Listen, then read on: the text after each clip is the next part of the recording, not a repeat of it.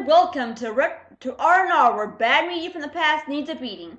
And welcome to me and Scarlett's commentary, where bad reviews like this are shit on. But this review is already shit. Does it really need more on it? 'Tis the usual quality that comes from your average everyday poop lord. Brandon, is that you?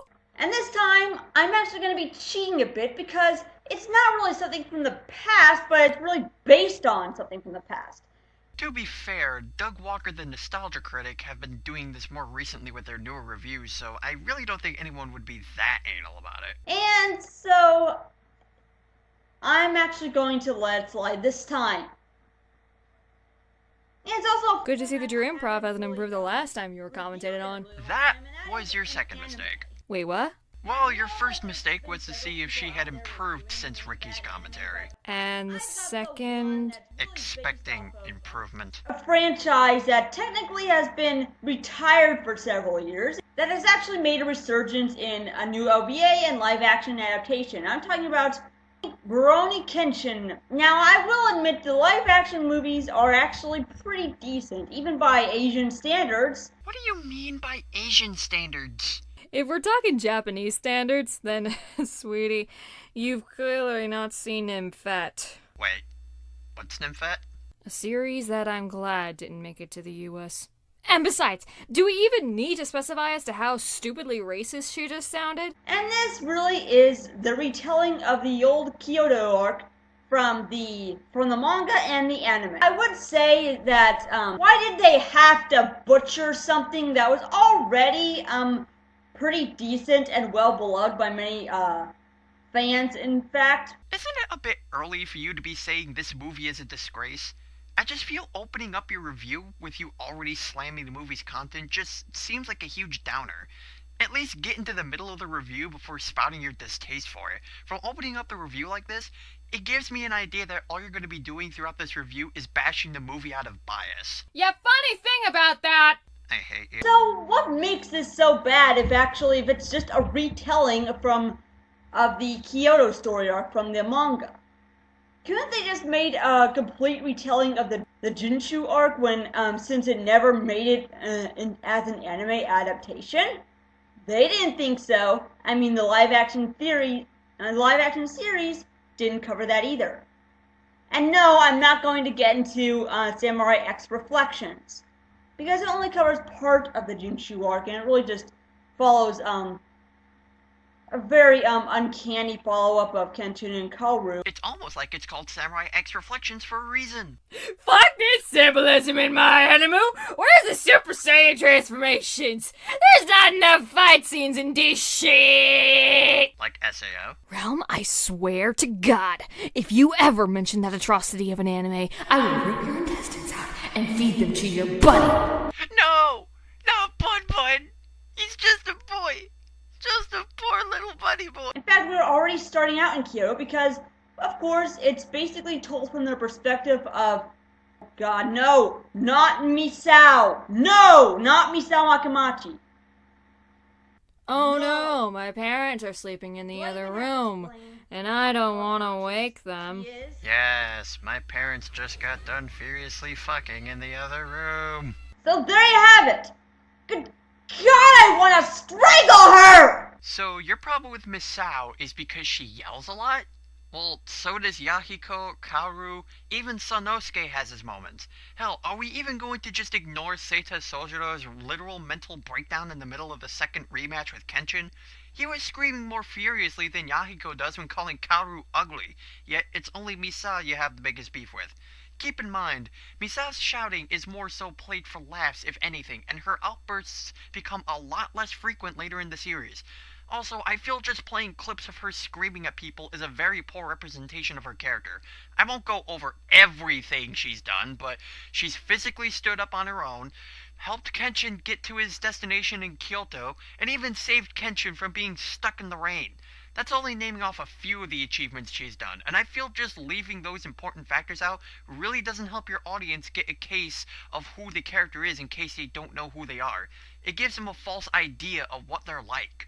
If it's the tone of her voice, then, lady, who are you to talk? I find your voice equally as annoying as you find Misao's yelling. The pauses, the stammers, the ums and uhs, the inside yelling. Personally, I could strangle you for your annoyance. She'll do it too. Don't tempt her. Yeah, so we open up with the Ninja Master.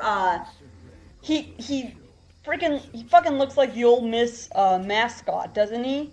And he hears about the conspiracy of a new rebel trying to the Meiji government. Well, I don't really need to tell it because many of you who are watching this review probably know already what goes on in the story. I don't, so, Realm, explain please! The whole conspiracy of the Kyoto arc is more so the Meiji government not cleaning up too well with their mistake being Makoto Shishio. Shishio was known as the successor to Batosai the Manslayer. Despite being shot and burned alive, Shishio somehow managed to survive, angrier and more powerful than ever. The whole arc is essentially Kenshin's ultimate battle with the Manslayer within him, either to become one to kill Shishio, or to stay the wanderer he wants to be and defeat Shishio, and change his mind about total domination of Japan as a whole. Also, keep in mind that the events prior to Shishio's attacks and building up to his attacks are heavily influenced on the Boshin Wars, which is the actual Japanese Civil War, where the whole series of Rurouni Kenshin takes place after. Just simply ignoring this historical aspect is like telling people they don't need to know about the settlement of Jamestown when watching Pocahontas. Do you know of him? Yes, his name is... Whoa, how the fuck did you fall down from the tree like that? We clearly didn't see a shadow or something up there. It's almost like she's a genie and she just popped out of the bag. Misao is a ninja.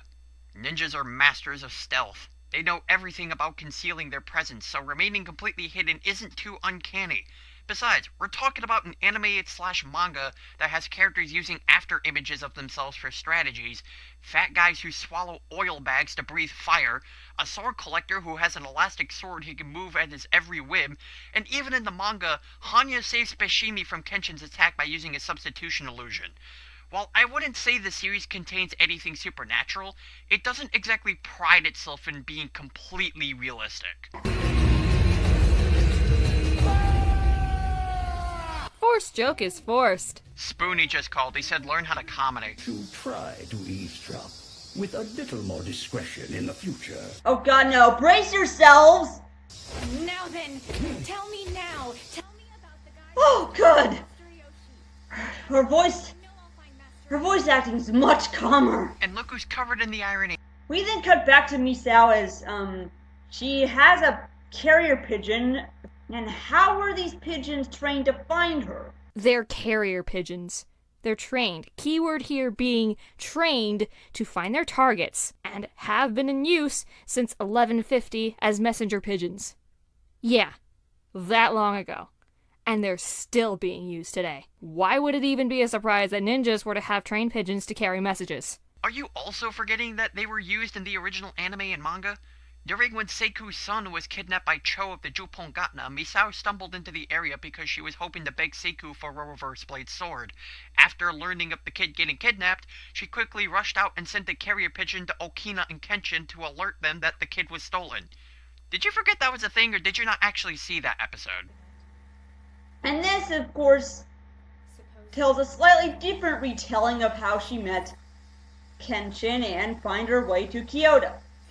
Is that little guy really Himura?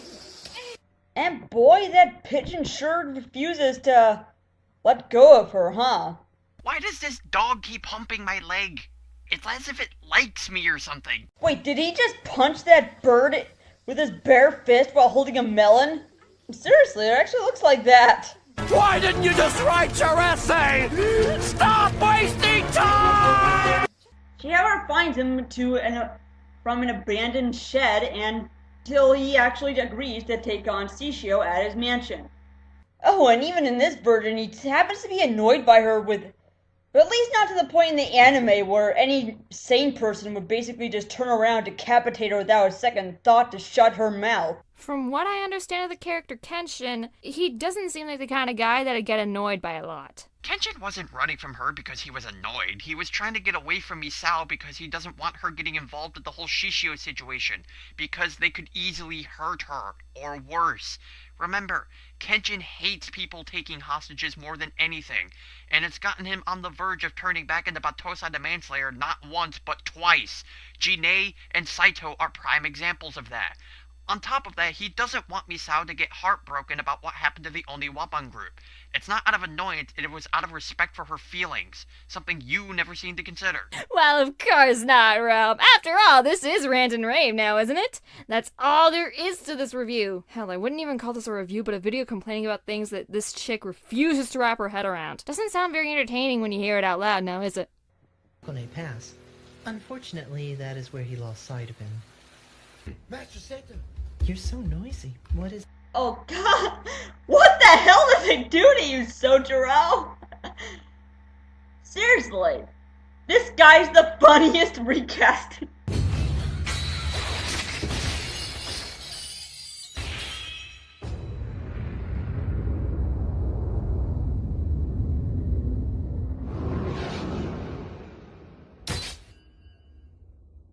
Of course it's all that happens. What were you expecting? A battle royale? Besides, in the anime and manga, that's all that happened too. The two took a stance, slashed, and Kenshin's reverse blade broke, which is a much bigger deal than you seem to think of it as. Kenshin's reverse blade is a symbol of his no-kill belief. With it broken, Kenshin suddenly realizes how weak he's become since being a wanderer. Symbolism seems to be your arch-nemesis. Victory goes to me, doesn't it? Okay, so after that, they finally, settled down in an abandoned shed or something, and it's finally at this point where they finally introduce themselves to each other. Your name? I never told you? Misao. I'm Misao Makimachi. Because, you know, it's not like he was hoping to keep a low profile while looking for Shishio. Hate to get someone else involved with government problems. So after that very late introduction, we see Yahiko and Kaoru traveling through the woods, even though we clearly saw them on a boat earlier all the way to Osaka Bay. Wait, what, is the harbor just happens to be in the middle of nowhere? You know, it's at this point it would be okay for you to assume that they got off the boat and started walking from the harbor to where they're at right now. Geography's a bitch. Here. I don't know, maybe it's because you're in the woods, stupid.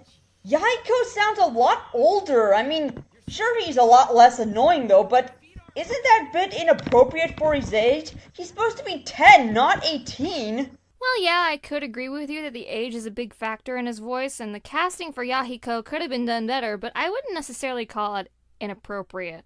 Yeah, this is inappropriate. I'm not just a street kid. My father was a samurai. I'm Yoshi Mujin. I'm a Tokyo Fujisaku, and I never accepted charity from anybody, and I'm not starting now. If you think you and your ugly friend... What the fuck? Oh yeah, I forgot to mention that Kenshin had 2 dubs. And one of them being the infamous Sony dub. Yeah, you think Misao's voice was annoying in the other one? Trust me, she sounds worse in this one. I'm almost afraid to find out how bad. Well... I'd say you might as well just give up, because there's no way you'll escape my robbing you. Stand and deliver. Just be calm and give me...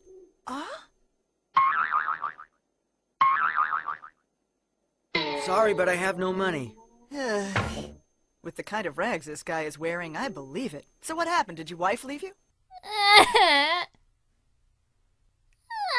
Keep in mind she's supposed to be 16.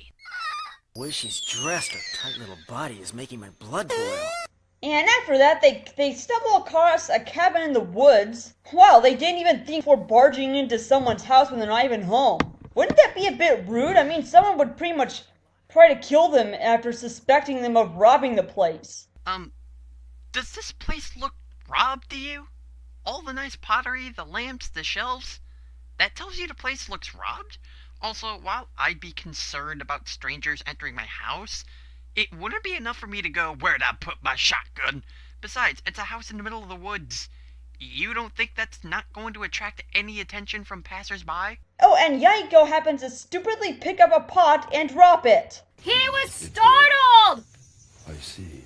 It turns out this is the home of Kenshin's old mentor, Master Hiko, and he happened to and happens to basically punish him by forcing him to do hard labor. Well, Seijiro Hiko was never known to be the gentle type. Ain't that right, Kenshin? If you're not going to get up, I'll just have to keep reminiscing about the past. Let's see. I seem to recall the last time you wet your bed.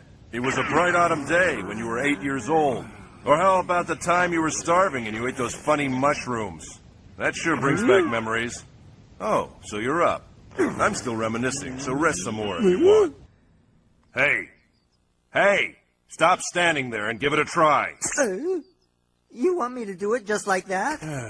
Are you daydreaming or what, Kenshin? But Master! Techniques that are only shown to you are completely useless. It's only when you experience them yourself that you can learn how to use and execute them effectively. That's how our training's always been done. I can't believe I lived through all that. That's only a testament to my skill and how fine my control of the sword is. Sorry. Yeah, and then we happen to skip Misao's introduction to her ninja. You're burning me. Whoa, I didn't know I'm gonna have to have Angel Face head come up to censor it. I didn't know it would get this risque. Bruh, Yumi always had a thing for Shishio. They don't even try to hide it. So, wait. Mummy Man actually gets with a chick? Yeah. Good luck sleeping on that thought. We then cut to Shishio and Mistress after they're done fucking. My mind's eye cannot perceive actions of this nature. It's the way it is. Really? I have a job for you since you have interrupted our pleasure. And let me at least say something about Shishido's voice. This is the kind of voice you would hear from a guy who works for a demon, or practically is a demon, devoid of emotion and constantly smiling the smile that you would see on a mask. When I see this character design and the way he acts in this scene, I can easily say that this is a guy for you to keep your eye on and sleep with one eye open because fuck, he's creepy! Well, he did get all his sweat glands burned away and coats his sword with human body fat so it can light on fire. That doesn't make it any better! And we get another visit from Sojiro, sorry. Yes, although I am certain he will catch wind of it as well. What do you say, Cho? Does it stir your blood as a sword collector? Am I not turtly enough for the Turtle Club? I can actually excuse the acting here, because keep in mind, Sojiro is a guy who literally killed all his emotions during his time developing himself as a swordsman. Backstory time! Sojiro was a boy who was physically abused by a group of rice farmers due to being drunk on both power and alcohol. So a literal and a metaphorical intoxication? Then, once they threatened to kill Sojiro for aiding Shishio, he went on a murderous rampage and killed them all. Since his beatings, he's been trying to hold his emotions back due to the mental scarrings where he'd be beaten for crying, smiling, or showing any sort of emotion whatsoever.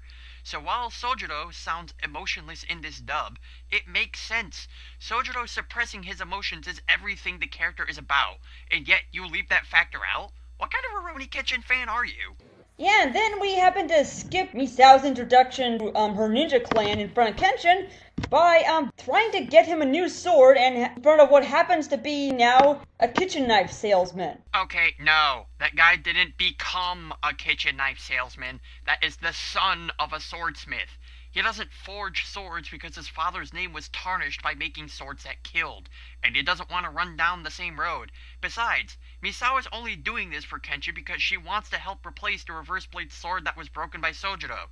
You know, the kind of thing that makes Misao an endearing character. And of course, after winning this battle, the kitchen knife salesman grants Kenshin his dad's last sword he happened for free, of course, even though it would be of great value since swords are technically illegal in this time. Did you even watch the fucking anime? Kenshin is given the reverse blade sword because Seiku understands the dire situation Japan is about to be in. And since Kenshin has shown that he can defend people without killing, he can trust him with the principal forge of the reverse blade. Because he knows Kenshin will lift the smear from his father's name. He knows with Kenshin using his father's last sword, it can not only help defend against Shishio, but it will also show his father not only made swords that killed, but he made a holy sword that would protect Japan for the next generation. That was literally the whole meaning of that episode! Fighting for the next generation! And it turns out this happened before she brought him to to her ninja clan's place, and this time she actually, as well as asking him where the other members are. Okay, the constant adjusting of your mic is annoying to listen to. Pro tip, if you want to make sure that your mic can catch you, adjust it before you record, not during the recording process! You come off as unprofessional. Telling her the truth, which, oh wait, he ends up doing anyway. Kenshin ends up telling her anyway because he then understands Misao won't leave until she knows what happened to the Oniwaban group. Remember, she is obsessed with it and holds a deep pride over being a member. Remember when she jumped over the cliff she knew she couldn't clear to chase after Kenshin? She said, "How can forgetting the one I love make me happy?" That proves she was willing to die searching for these people. Kenshin decided to, once again, take that factor into mind and tell her out of respect for her feelings. While I like the idea of Yahiko and Kaoru telling her the truth, this still isn't too out of character for Kenshin. Yeah, it turns out that Shishio's comrades have seriously injured Okina. No, it was Aoshi who almost killed Okina, not Shishio's men. From this day forth, I will be the head of the Oniwaban Shu. I even criticized this about the manga and the anime adaptation initially. Shouldn't the second eldest be the new leader? I mean, she's clearly the youngest member. She's clearly incapable of handling this job. How? How has she proven herself to be incapable of the job as leader? Realm, where's that list you put together again? Right here! Take me on a journey. Please choose me. We could be the best team of all time. We'll do everything together. Learning, training, never stopping. Anywhere you're going, so am I. Take me on a journey to your heart. The journey to your heart. Pokemon! Besides, if we're going to go off that idea of age making you the leader of the Oniwaban group, then tell me how Aoshi managed to become leader at the age of 15? Or 13, I don't know. Nobuhiro Watsuki likes to keep changing the age. I'll swap with you. Okay, but why? We are going to protect Kyoto together. Whoa, what? How did Kaoru get so emo? She doesn't sound like a raving ball of emotion to me. In fact, she sounds completely devoid of that. See, the right term would be monotone, not emo. Learn to use words, please. Thank you. You intend to do this on your own again? Yeah. Okay, look at Karu's face. Notice her narrow eyes and her small lip movement. With that facial expression and the tone of her voice, you can tell she's speaking in deadpan. Besides, who are you to talk about poor acting, especially when... Not Misao! No! Not Misao Akamachi! Dead pause! No! And for some reason, Sano has very little involvement in this, because again, it's told from Misao and Okina's point of view. That's because Sanosuke didn't have a lot of encounters with Misao and Okina. Hell, I think they only met up twice during the whole Kyoto arc, so it makes sense as to why Sano is barely there. Even though I totally go gay for him. Do you have something to share with the class, Realm? Yes! I am the prime definition of a virgin with delusions. Marco! We're moving on. We see Sano basically talking with Saito in some restaurant before assisting Kenshin on fighting Shishio on the battleship, which is also played out very differently than the anime. In fact, it sounds very contradictory to the manga, which is probably where most of this criticism came from this OVA. Even though the live-action movie did the exact same thing, and yet you give those a thumbs up. By Asian standards. They squeaked their eyes. They were pleased. Besides, you make it sound like the anime itself didn't do that to the manga. The first chapter, instead of Gohei Hiruma being the bad guy, in the manga it was two brothers, Gohei and Kihei. As for episodes 2 and 3 of the anime, in the manga, they're reversed. The police swordsman was the second chapter, and Yahiko's introduction was the third chapter.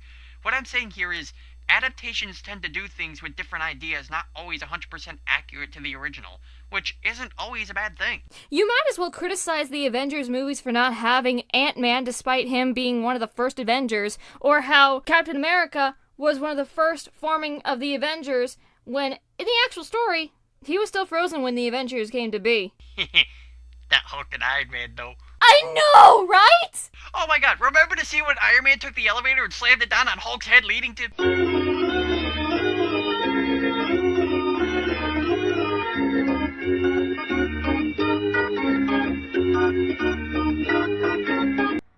Oh, on this next scene, I have to call bullshit on. As Yumi actually fires the Gatling gun on the battleship to shoot Saito swimming in the water with a sword in his mouth, he happens to dodge every single bullet without even being wounded. How is he able to swim that fast to actually dodge every bullet? His body would be pumped full of lead, gushing blood everywhere for the sharks to feed on. Maybe it's not the guy swimming fast, but Yumi sucking at aiming. Remember, Yumi isn't a soldier. She's Shishio's pair of boobs. I mean, hell, not even the blitzball players from Final Fantasy X could dodge this while playing underwater. Though to be fair, if it's Final Fantasy that we're talking about, they'd be using some kind of magic to deflect all the bullets, but that's completely different lore entirely. It's not long until one of Misao's past carrier pigeons carries on a message to let them know that the Aoya is on fire. And the heat doesn't even bother to wake up Okina. Oh wait, it does just in time as they happen to run through the flames without even being burned alive. 1. Okina was unconscious. He couldn't feel the heat from the flames. 2. Remember, Misao is a very fast girl. She was able to keep up with Kenshin in terms of speed even in the original anime. Hell, she even says she's very proud of her speed. Plus, aren't ninjas trained to be light on their feet anyway? How can you not even take into consideration that Misao is a ninja? Throughout this entire review, you've not taken into any consideration of the characters' traits and occupations that help make them who they are. Newsflash, lady! What you're doing now is not how you review. So it was a Sakabato. A sword that cannot kill. So that's the decision Shaku made in the end, is it? Whoa, that's probably gotta be the worst edited sword fight I've ever seen. Says the bitch who can't edit audio for shit. Also, it's called a strobe effect. It's an effect used to create tension. Why are you a movie reviewer again? You don't know any of the basic shit involved in movies, such as genres, effects, or anything. Victory goes to me, doesn't it? The fuck did she just do? The fuck is she even on?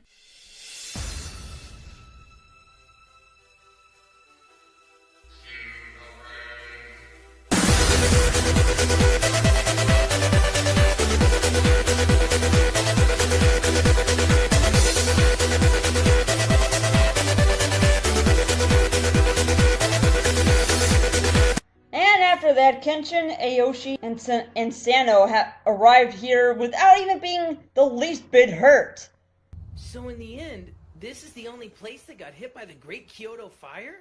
Good thing the damage wasn't bad. That's great. Wait a minute.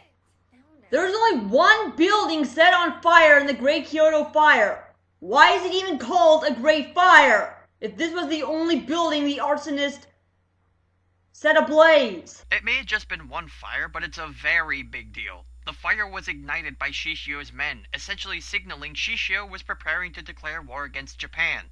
Something the Meiji government doesn't need right now since they're still recovering from the revolution. They could have set as many fires as they wanted, and the message would have still been the same. It's like when World War I started, when Archduke Ferdinand was shot, that started the whole war.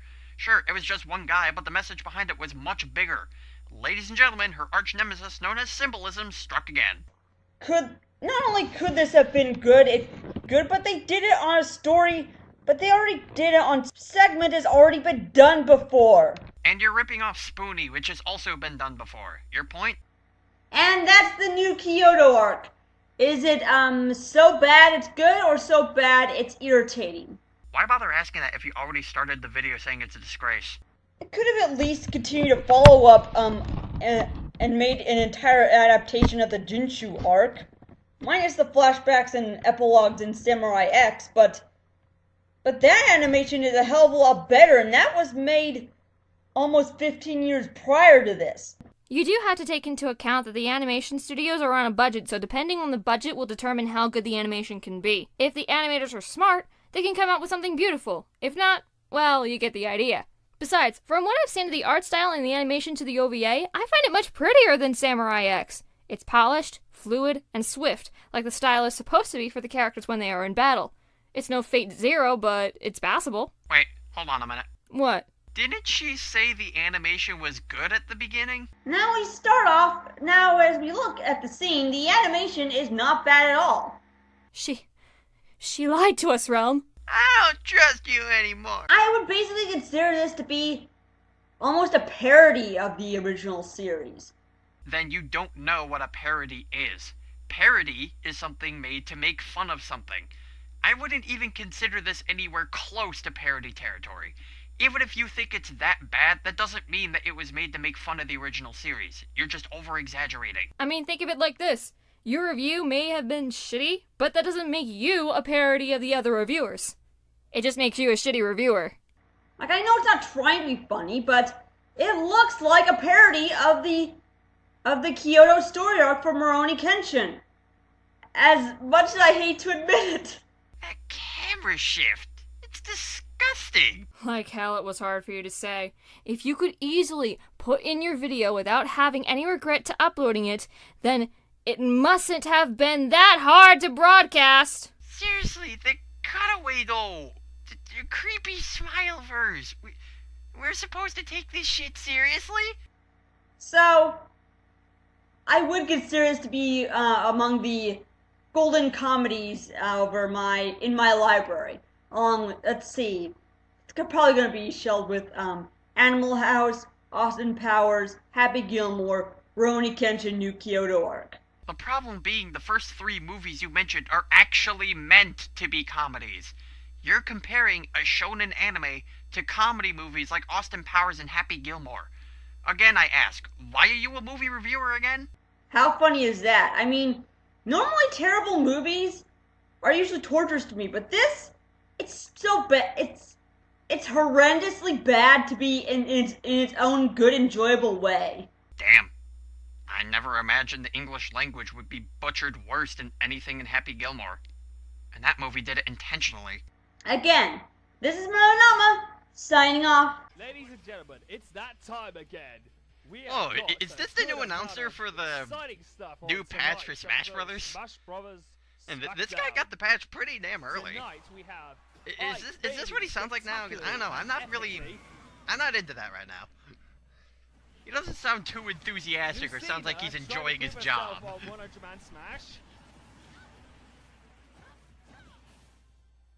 A home run contest that goes extremely MLG Robin.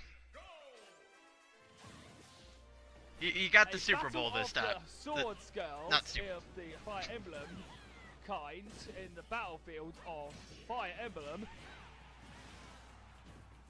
And finally, we have a swordsman fight where Ike tries to swordsman fight while one guy's using a jetpack and a flower. How will this all unfold? Well, welcome to the next exciting installment of Smash Bros. SmackDown. Warning: the following show contains stunts that seem These stunts are performed by professionals, people. Keep that in mind. Don't try this stuff at home. You're clearly not a professional enough. Go back and practice until you know how to perfect pivot. No, really, don't. We start off tonight So, with, of course, good old Ike. We're from taking the a look Fire at Emblem Super series, Smash Bros. which must be the SmackDown Fire Emblem Heroes of Time, series which is special. made Let's by see how Mr. good this GST turns Superworld, aka Mitch McKidd, aka see El what Desert happens. Kiddo #17. Ike is now trying his hardest. He's got a good start. Oh my goodness! Now the Ikes are trying to see if they can slam him down. Oh dear, he's not really doing too good. Is this really all the commentary is? Aoife just Look at these eliminated guys do one of them. moves. Can you see them not do their moves? Eliminated one of them, and another one bites the dust. You look at that Ike throwing his And he's items. got 9 more left to go. Ouch, that's gonna hurt.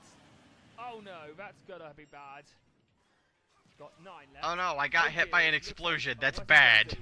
No, he's not gonna recover like that, and it's a fail. MLG Ike player right there. Oh dear. Ico What P a nerf, fail. please. Right, Like, what does he the do? Master Hand just Oh, looks he's so got a bit of a disappointed there. It's hole, like, but you this know, time we if got you just enemy waited a sizes little bit, are you in the probably miniature could have made it with your up B. Environmental noises go on at the. Okay, so these guys are small. So if you lose this, it basically means you're stupid. Oh, what is he doing? He's cracking the bridge. He's defeated 4 already, so how is he going to do well on? I hope you do well, because these guys are Smurf size. Anakin is I'm back. pretty sure you What can is he beat gonna do? Smurfs. What am I doing? Oh, I just wanted to put the sword down just for a picture. Trust me, you're gonna see me trying to take pics for a lot. Are you guys getting all this? Oh no. I'm kind of lost at the moment. Oh no! Poor old Ike's gone again! With a rocket. How do you manage that? And that's another fail. From Ike. How do you even manage that? Like, that's not even. How long can this That's last? not even side being off the stage as Little Max We're stupid. going for another horde battle, but this time it's That's a dying mega. in the This first time pit of Crash 1 it's a stupid. mega. It's Mega Ike. There you go, you got the words out finally. We've got 10 Sonics. Or 10 Nintendo Wii finally Mats, decided to 10 patch the commentator. That's 5 of them. He's really roaring with delight. That was an epic one. Now, I've got to say now, I do actually think that Ike's a very, very, very powerful character, but his attacks go off as extremely sluggish, and Well, you know, and that of doesn't course he's vulnerable to doesn't attack, ultimately which become kind a of is problem unless you make your moves unbelievable. incredibly He's obvious finally like got you good- do. He's finally won. Like, oh, you're going for a charge smash. I think I'm just gonna run in and counter you at the last minute, or just grab you. Directional taunts. You know, at that point, you can't necessarily blame Ike for that problem. That's kind of your fault. Alright, it's time to go for the title. It is time for Yoshi's Island. You know, I wish more sports commentators Here would we go. actually Now it's time sing for a bit songs. of a nice, lovely little. It's time for some more. Like the next Major League Baseball game, I want one of the commentators to sing the national anthem. Shulk, Charizard, Zero Suit Samus, and Peach.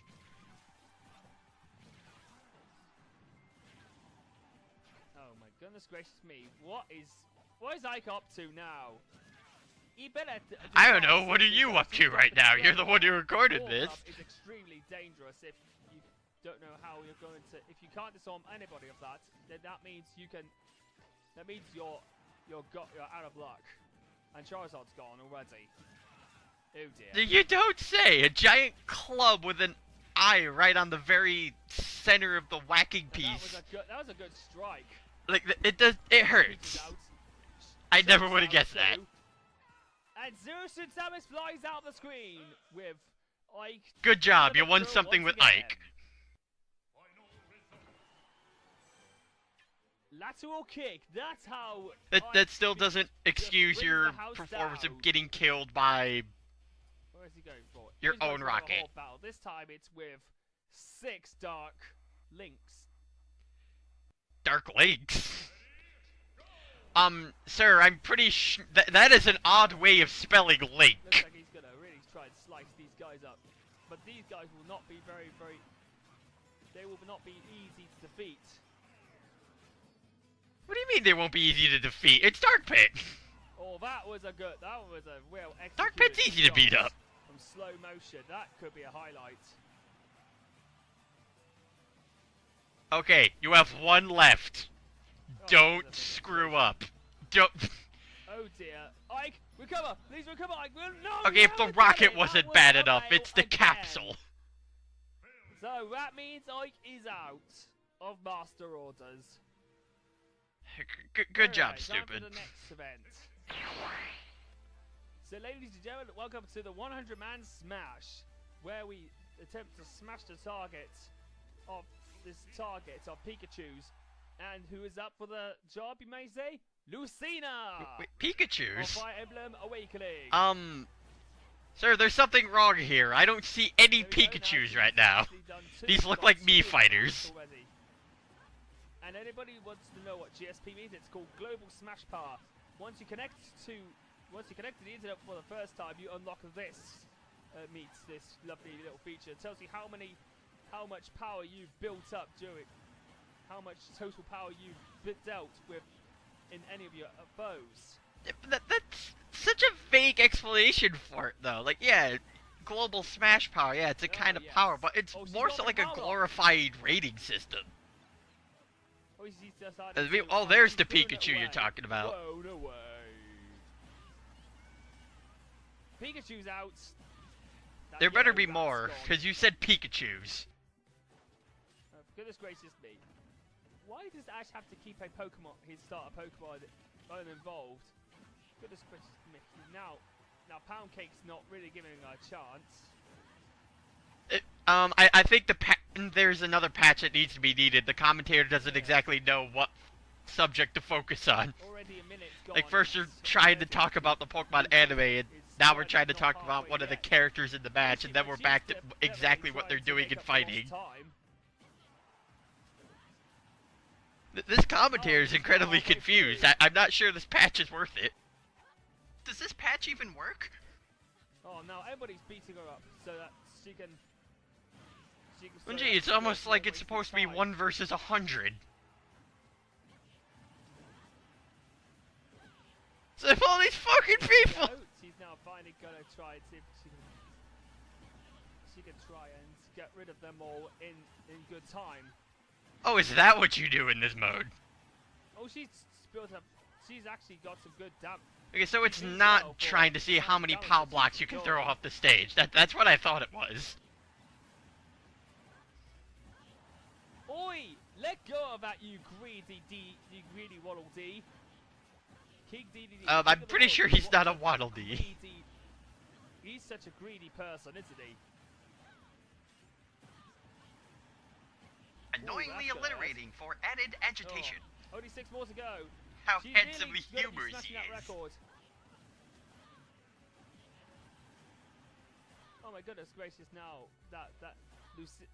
Okay, you have one more target left, and she's huge. She's really intense too. Well, I'm pretty sure you can do this.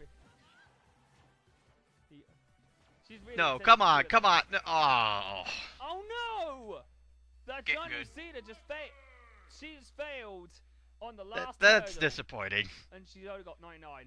That wasn't enough to qualify. So there's no time for her. Alright, next up we got the... But meanwhile, let's make up more time for her as he plays her again. In the 100-man smash, but can she redeem herself? Okay, this is the home run contest. This time round. How hard can it be to screw this up? Right, she's got the bat and swing away. Okay, there you go. He got something right on his first time. There we go. There may be hope for this. 542.8 meters. That's a good one.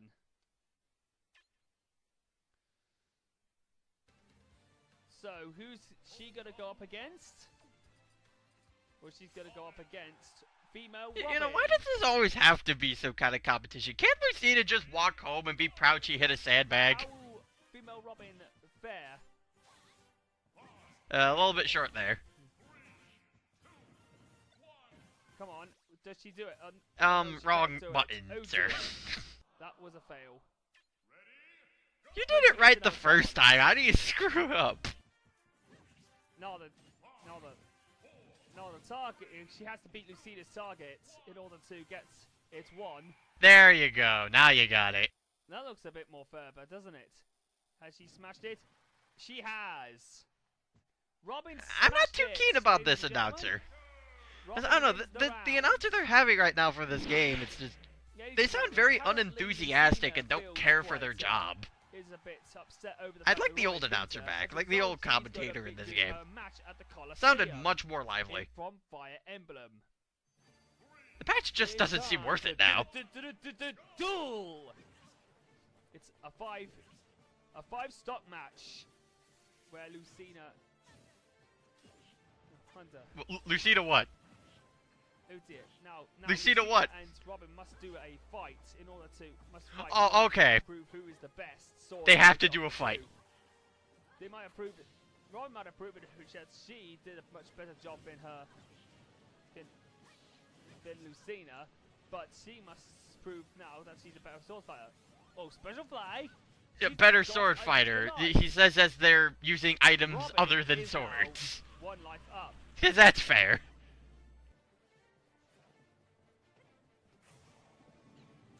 There you go, and she goes up. We shall test our skills as blade men. And Robin, the Go, badly gun! taunts her. Oh, is that what she did? Oh dear, it looks like Togepi must have... Togepi has been activated, but nothing happened. Well, yeah, because you didn't go anywhere near the Togepi for anything to really happen. This is my absolute nightmare in the Mario Kart series. You're nothing special here.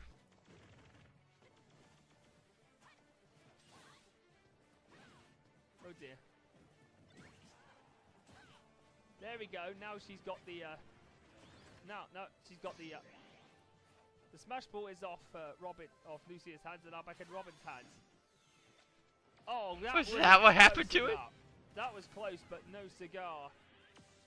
That's so much for Robin's advantage. I found out that there isn't a Boss Gallagher anywhere because he's been destroyed. Oh, that was a cheap shot from Lucina. Cheap shot. That's coming from the guy who slowed down, who shrank Lucina in size and then hit her with an iceberg for an instant KO. In order to do that. Oh, Katanana absolutely did a good job with getting her done. Yeah, he almost ruined the joke. Robin's back in the game now, but she's got a fire sword. Yeah, back in the game. Okay. Oh dear, Snorlax Back in the is game, you Lucia say? Out of her third life. She had Lucina at our level. Whoa, that was a beautiful knockout. You know, unless if it was done by Lucina, that would have been cheap. Right, does she do it? Oh, that was no. She didn't dodge it in time. Damn. It did dodge in time. You know, that only works when you actually try to dodge it. You didn't even look like you tried it. Oh, Lugia! What can she do? Oh dear, the cuckoos are back. Cuckoos are back. They never even came in the first place. This is the first time they showed up. Oh dear, now the cuckoos are gone. It's time for Lucina to be beaten up by Robin. Lucina, are you ever going to go near me? Whoa, yes, she does. Well, why won't you come near me and let me hurt you?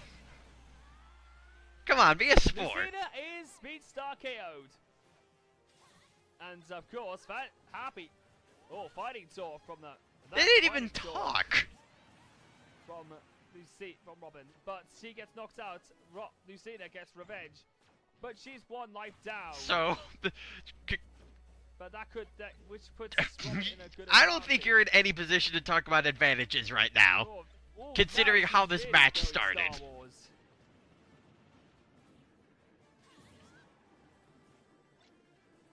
Oh, she picks up a. I'm pretty sure that's a laser sword, stupid. Oh, Lucina's out. Robin has won. Checkmate indeed. It's Robin who is the victor of this fight. By barely. As Lucina concedes defeat. MLG Robin player. It's time for the next event. Ladies and gentlemen, we are now going to see if oh no. redeem himself. Here comes some more MLG Ike. Another 5-stock battle, but this time with 4 players. Duking it out in Wrecking Crew. He is up against Pit, Shulk, and Okay, Link. so the Hero of Time thing now makes sense. There's a Hero of Time now. Who will be the victor? Ladies and gentlemen, it is time to Now, I was battle wondering out. why it was called Hero of Time, but no, it was building up for this big It match. looks like he's holding it. He's gonna hold to see if he can not do it. I'm just gonna hold it because I'm stupid. He flies off, just so he can hit someone. Or We break the stalemate. The match just started. Or break the slate. What stalemate? It's like, could you imagine some guy at ESPN, like, commentating over a football game, being like, alright, the Packers and the Giants are coming at each other. They're ready to start this battle with each other and begin the stalemate. Master orders. Sadly, though, it is sadly going to be announcing that that poor Mark would not be attending today due to illness. Due to, of course, flu that he has got. What? Carrot, if anybody knows what I'm talking about, I think this commentator needs a I think the commentator needs a patch. Well, he was practicing for tonight's event, and then he had influenza. Wait, is he trying to explain his reference? Maybe it's because he was exposed to the cold too much when he was doing. He's trying to explain his reference. This commentator seriously needs a patch, Nintendo. Which means Shulk There's a lot of speech glitches going on with this one. Remaining and intact. Or not. Now it seems to be equal level now. Oh, that was a good shot. Meanwhile, I apparently didn't know how math worked with Shulk's life. You know, thanks for teaching me the basics of subtraction. Oh, it's shuriken time. Tune in next time as we learn how to multiply. Yeah, could you guys just imagine this guy on, like, GNR Smash? So here we are with a Melee tournament, and here comes the Sheik player, ready to use their chain. Oh, and they're ready to double jump. Oh, they double jumped again. Meanwhile, we'll grab the item. Wait, what are items doing here? This is a tournament. There's no items in tournaments, and then that's when he gets kicked out for being a casual scrub. They'll have 3 seconds to disappear, those CDs do. So try and grab them as fast as you can. Oh my goodness gracious me, I believe it was the Skull Kid from Majora's Mask that's kind of... Can you just hear the disbelief I have? How dare you use that Skull Kid? Ouch, that's gonna hurt. And Ike has decided to... My god, Skull Kid OP, nerf please! Ian, looks like Ike's beginning to really get into the spirit of this Wrecking Crew. I don't know, that 146% damage kinda says otherwise. 154 right now. And now he kinda died. He must have lost the spirit. So the story so far, Ike has just lost the life. You know, I would complain about him recapping everything that happened in this video so far. You know, despite this, you know, not being a live stream thing at all where someone could miss what was going on. But considering how stupid this shit is, I probably would clock out at about 10 minutes in, so thanks for the recap, GSD. By Ike. It rhymes. My rhyming humor's so great, isn't it? If you think that's good, just wait till I do another alliteration joke. I swear, I'll get you guys 1 minute with my witty dialect. Oh, it looks like the wall had already crumbled, and it looks like the whole building's... Oh, is that what happens when structures and support beams explode? Got to wreck buildings. And Ike finally loses Wait, Ike loses a life? Wait, but it was Shulk who just died. And you started out with 5 lives. And he had 4 when he lost that life. JSD, were you trying to teach us subtraction, but you don't really know subtraction yourself? He's gonna have his revenge on the... And you apparently don't even remember names It either. looks like Ike now shoots back in the lead. Shoots into the lead with that strike. That final smash was satisfying to watch. Great Ether just is gonna literally get rid of Xenobladers such as Ike. Xenobladers? No. Okay. Xenobladers. So a link I think a friend of mine on Skype is dying on the inside. More most likely to be next in the outlets. Oh, it's Lynn. Xenobladers. She strikes Shulk. Like, I've played Xenoblade Chronicles, and I don't even know where he's got that from. Have you played Xenoblade Chronicles, sir? Is it not Rhine time for you? Shulk to prepare himself. Prepare yourself, you awful Xenoblader. I fight for my friends. There we go. There we go. He's really starting to get. Oh, for a second there, I thought he was going to say he was really feeling it. Thanks for being above the conformists of the internet. And we have a winner! It's Ike! With 3 lives remaining. Honestly, that's the best you've ever played as Ike. He dealt the final strike to Shulk. You should just hang it on your refrigerator as the glorious achievements you've earned in life. This has been the end of the episode, and I hope you've enjoyed yet another. I certainly did enjoy that. My favorite moment was the part where you killed yourself with the rocket. Before we end, here's a nice, lovely. I'm gonna highlight that forever. With the bombs in Bomb Blast. Enjoy. Wait. Until next time. Wait, so it's not the end of the video. You're still showing bonus footage. You know, of all the things you were showing off before, like the multi-med smash, a versus mode, master orders, all that stuff you could have shown off for your quote-unquote events, and you don't even think of showing off the target blast? Like, was that too much to commentate on? Apparently it was too much to ask for the guy to basically say, oh look, a bomb's gonna explode. Lucina's hitting the bomb. Lucina hit the bomb again. Oh, Lucina failed to hit the bomb. She screwed that one up horribly. Curse you, damn Xenoblader. So, is this all the rest of the video is gonna be, just exploding bombs? Because, you know, I kind of saw a lot of that in the last match. This is kind of underwhelming.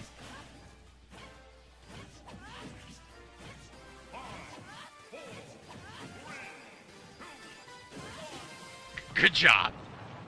I think you got it. Okay, so... Okay, no Miis were harmed in making this video. Good.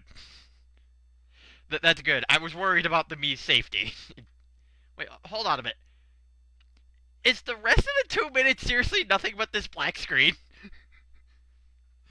Like, in the middle of editing, it's like, yes, I finally finished my video on Smash Brothers. Better get ready to publish it. And he just remains completely oblivious to the rest of the 2 minutes being nothing but a black screen. Like, were you intentionally trying to end this in Metroid Junkie fashion?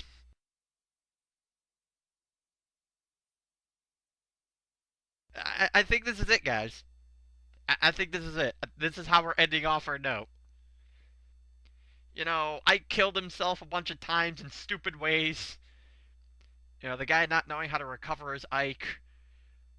Losing an advantage he claimed to have had against a level 5 Lucina. With items on. We're just gonna end it with a black screen. And Xenobladers. Don't forget about the Xenobladers. The nasty Xenobladers are causing this. There needs to be a patch for those guys. There needs to be a patch. There needs to be a patch for the announcer too. Like clearly the guy in this is just not feeling it very well. He's just not really into it. He doesn't sound like he enjoys his job anymore. It's like, oh man, so many Smash matches I've commentated over. I can't do this anymore. You know, I'm master hand in the sorts, and now I gotta commentate over everything. You know, I think I would probably lose my shit too. Hello, and welcome to my YouTube channel. Gee, Betty White sure looks different with her hair down. Of my sister-in-law, who I may not get along with, but knows me the best outside my mom and my daughter. She knows me the best. And one of the things that she suggested was that I do a video blog about ranting, because apparently, according to her, I'm very good at it. I'd certainly like to know where she got that idea from, because despite you being good at ranting, it takes you over 4 minutes just to get to the subject. You sure your sister-in-law knows you very well? Because I have a lot to say, and a lot of people would agree with me. I'd say statements like that until after you've got people agree with you, because what's to say you don't have people agreeing with you? Also, you're going to rant on ranting? Do you see the irony in that? And if you don't, that's okay. You're entitled to your opinion. It doesn't matter to me. I don't care. But if you are rude to somebody or you troll somebody, I have no problem ripping into you and then deleting your thread 24 hours later. First of all, you say people are entitled to their opinion, yet you threaten to remove people's comments and rip into them if their comments are nasty. Correct me if I'm wrong, but even if what they're saying is incredibly harsh and mean, isn't that still just an opinion? So they're entitled to an opinion so long as it doesn't hurt your self-esteem. So we're going down that slippery slope, are we? You then say you'll delete their threat. Way to assume the only negativity you'll receive are going to consist of threats. Hell, most trolls don't even try to threaten, and if they do, it's oftentimes so ridiculous you can't even take it seriously. You also threaten people who are mean and nasty by saying you'll rip into them and delete their comments. So you advise against people being mean and nasty, and yet you threaten them by saying you'll be mean and nasty back. And they're supposed to be the bad guy? Also, if you expect people to be model citizens on the internet, then you've come with unrealistic expectations. Because I'll let you at least read it. I'm that mean. Anyway, she suggested that I do a vlog about ranting. So, I'm gonna rant today. It's okay, guys. She's only ranting. Just want to make that clear for you all. My rant is about discrimination. Forgive me, I'm a smoker. Get over it. Okay, well, we all have our bad habits, but that's certainly not my biggest issue. My biggest issue is that you say you're doing a rant on discrimination, and yet you open the video discriminating. Don't believe me? Check out my power to read dictionary definitions. Discrimination is an action that denies social participation or human right to categorize a people based on prejudice.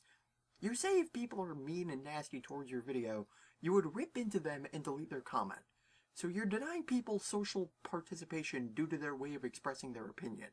Then just now, you tell people who may have a problem with you smoking to get over it.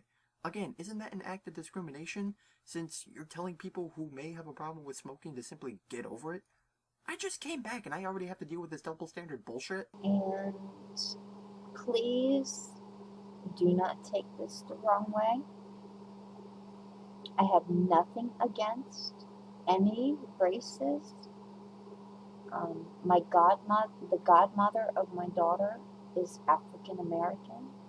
That's great you want racist, but what does that have to do with your video? Unless this is a segue to racial discrimination, which it isn't, then I'd say get to the point instead of giving people background history of yourself, because I'm pretty sure nobody cares in this case. Anyway, back to my discrimination issue. It's funny how you say you're going back to your discrimination issue when you never even started talking about it. Yeah, I'm being a cherry-picking numbnut, what of it? Like I said, my mom and I are poor. We've tried every agency you can think of to receive agencies that help with bills, housing, everything.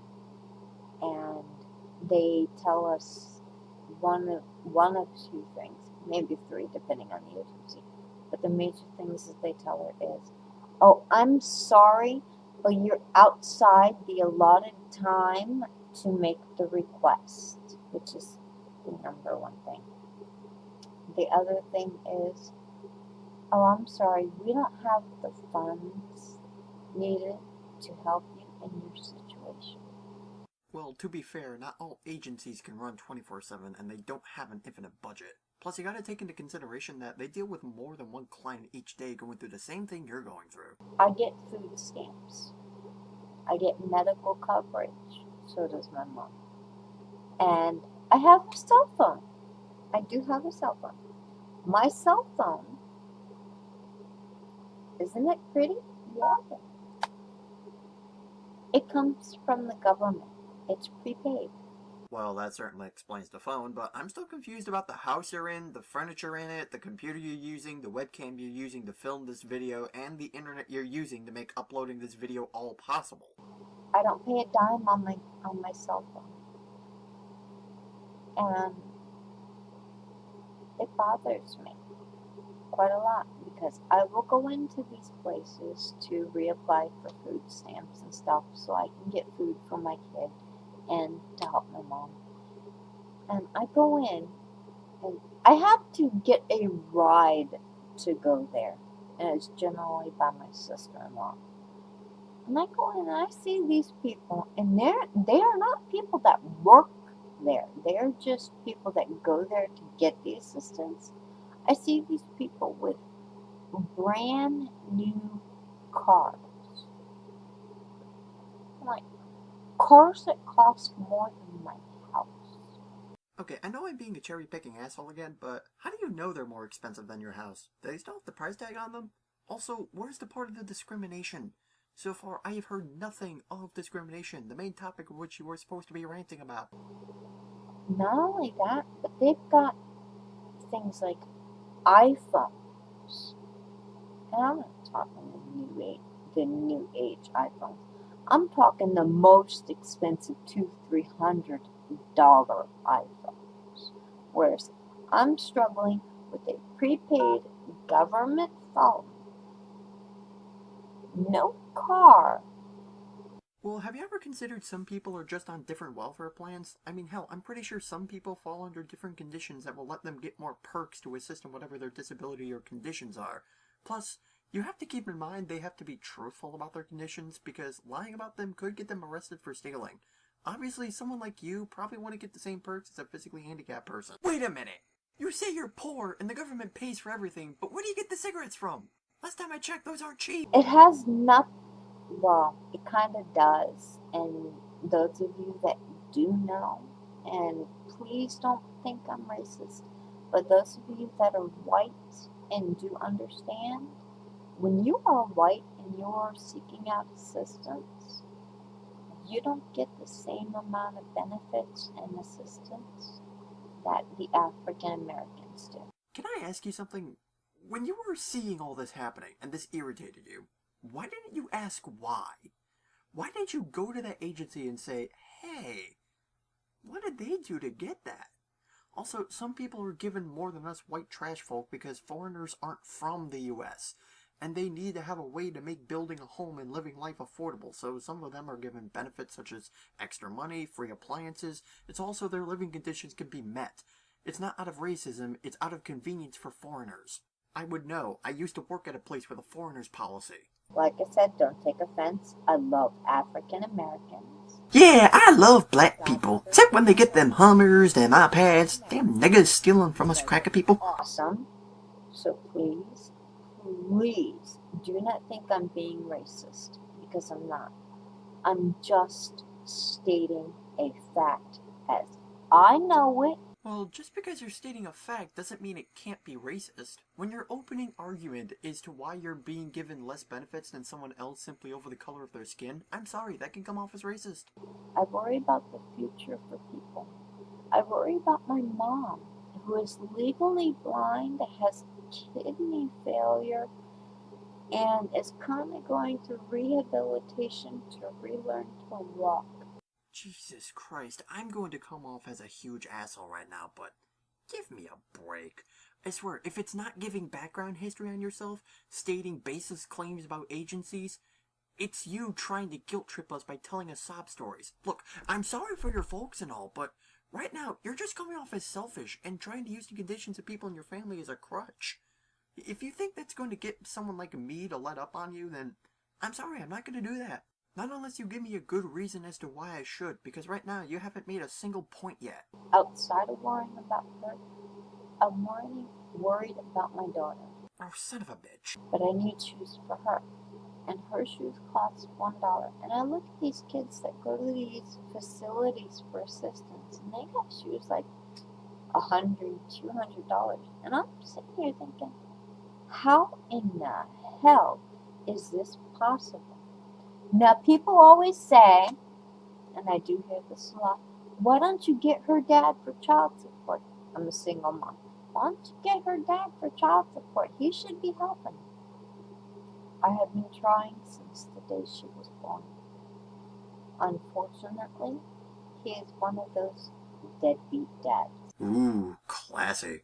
That's coming from the person who's only good for $1. Which I'd like to beat dead, but, you know, that's that story in itself. Oh no, why not tell us? After all, you've already given us a biography of at least 68% of the rest of your family. And to me, this is a form of discrimination. How? How is giving economic benefits to foreigners a form of discrimination? It's to help them live easier in the US. Obviously, people born in the US don't need it as much, since we've lived here our whole lives. We're already well accustomed to how things are run in this country, while foreigners, on the other hand, are coming from other countries, and they have to start over with their lives, buying everything they used to have in the country where they lived in, so they can support not just themselves, but also their own families. You keep saying you're not trying to be racist, but you kind of are coming off as a racist by constantly blaming foreigners for having more perks and welfare. Especially since you, A, haven't gotten any proof, and B, nor have you explained why you think that. I'll probably do another video blog about discrimination, which comes in a different aspect outside of, If it's anything like this video, I think I'll pass. This I thought was the first and foremost that needed to be gotten across. You say it's the first and foremost point to get across, and yet you spend the whole video not making any points to your video. Did you make this just to see your face on the camera? I think she made this just to see your face on the camera. My daughter is awake. I will have you guys meet her. You can see videos of her in my channel. She was very young, but she is like so cute. And this is not a gushing mom, being like, oh, my child's great. No. My daughter is cute. That's nice, but you want to know the truth. You say you're not trying to be a gushing mom about your daughter, but here's the thing. Even if it is a fact your child is adorable, you're still gushing about her. Make some comments in mine about things you want me to rant about, or in my other video about things that you want me to answer. I had a suggestion to not make rants again, but God forbid you rip into me and remove my comment. You're such a meanie like that. These things. So, please don't hesitate. And if you're worried about somebody saying something mean to you, I got your back. Egotism, the downfall of a lot of people who claim they can fight trolls. But you don't have to take my word for it. Just look at Gligar13 vids. She says this like she's about to end the video, and yet we still got 3 minutes left of this shit. Well, this is what I get for coming back. I do not like bullies, which I'll go into another rant about. Aren't bullies common subjects of discrimination, though? Why not discuss them in this video? I mean, you are talking about discrimination, and bullies are a pretty easy subject, but no. Gotta whine about them black people riding in expensive cars and wearing expensive shoes. White people, I swear to God. Give me a line, let me know what you think. Hate me, love me, whatever. Okay, you know what? I'm ending it here. I'll see this channel terminated in 2 weeks. Okay, I'm getting sick of headsets that say they remove background noise, and yet I still hear background noise I dislike. Why do you gotta lie to me, Box? I mean, I miss my old headset. Had a clear sound, didn't have the noise remove, which makes this audio sound more muffled, and I almost forgot I was planning to make a commentary. Hello, Homo sapiens. If I can quote CinemaSins, and speciesist. And today, I am bringing you a video talking about different types of animations.